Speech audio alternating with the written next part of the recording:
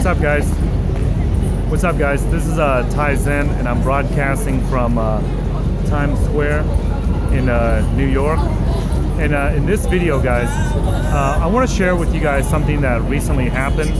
I was talking to a friend of mine, and he's a drummer, and he was classically trained in music. He's never played like the keyboard or any type of digital music before. And I was sharing with him a video called Timelapse of Dubai.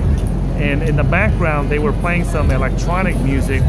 After extensive research, I discovered that the name of that song that was used in the background of the video was called, it's a song by a group called the Glitch Mob. And the name of the song was Drive It Like You Stole It. Okay, and it's a very upbeat electronic music type of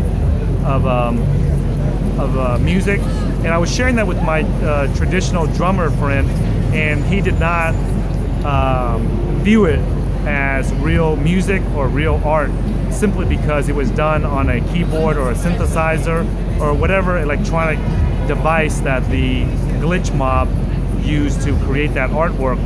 And he refused to accept the fact that these modern electronic instruments were really quote-unquote instruments. Okay, so I told him that, you know, I'm a traditionally trained artist. He knows that I paint with brushes and pencils and charcoal and pastels and things like that, and he considers myself to be a real artist.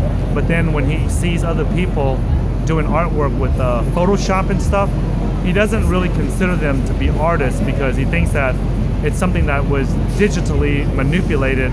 And my thoughts on this are this, guys.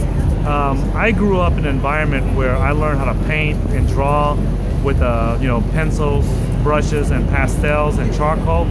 But because I could not afford a computer at the time that I was learning art in my early 20s, and I just didn't have access to that, and I didn't know anybody that used Photoshop at that time, and I had never seen it. So even though I heard about it, I did not know what it is. I've never seen it, and so it really did not interest me at that time. If I had to do it all over again, though, I would not spend so much time trying to master the brush or the pencil or the pastels, color pencils, things like that, the traditional art materials. I would more focus on learning how to use Photoshop. And here are some of the reasons why. If you fast forward 15, 20 years later, I'm in my 40s now. I'm 42 right now as I'm making this video, versus when I was 20 years old. I'm a much better artist today than I was 2 decades ago. And there are some paintings that I did 20 years ago that I would love to go back and update them with my new art skills and I'm a better artist today, so I can definitely paint those same paintings with a much better skill and quality.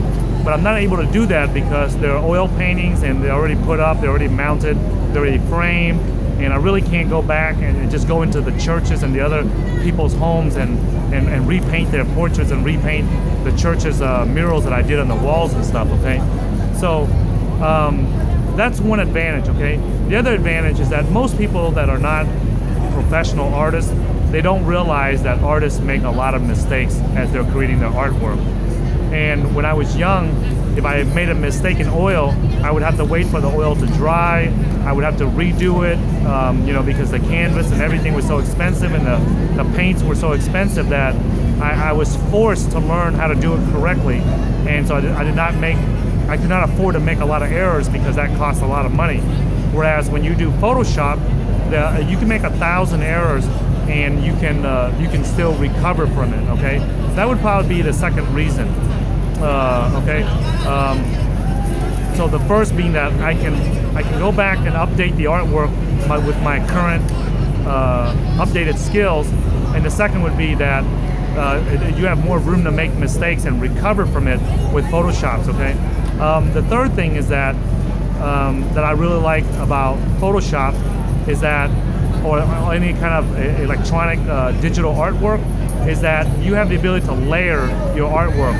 I focus a lot on photorealistic artwork, so when you do things like that, and especially with the traditional type of artwork, there's lots and lots of layers of artwork, of colors and paints and different layers of transparent and opaque paints that you put on top of each other.